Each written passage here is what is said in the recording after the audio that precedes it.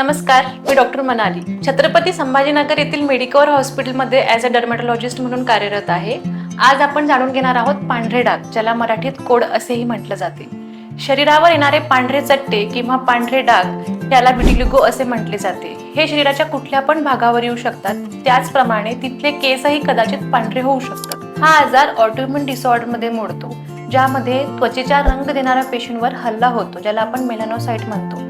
या रंग देणाऱ्या पेशींवर हल्ला झाल्यामुळे तेथील कलर जातो व पांढरे डाग पडतात. हा आजार तुम्हाला अनुवंशिक पण असू शकतो. सगळ्यात इम्पॉर्टंट गोष्ट म्हणजे हा आजार संसर्गजन्य नाही. याचा अर्थ हा एका व्यक्तीपासून दुसऱ्या व्यक्तीला होत नाही.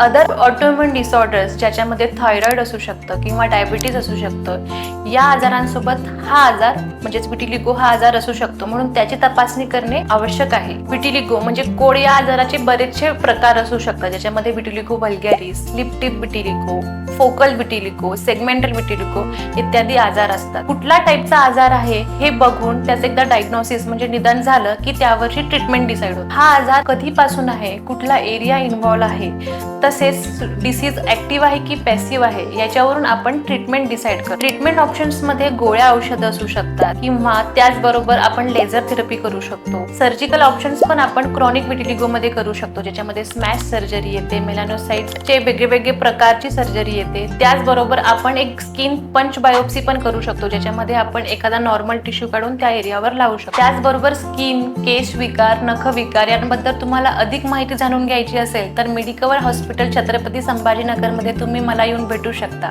धन्यवाद.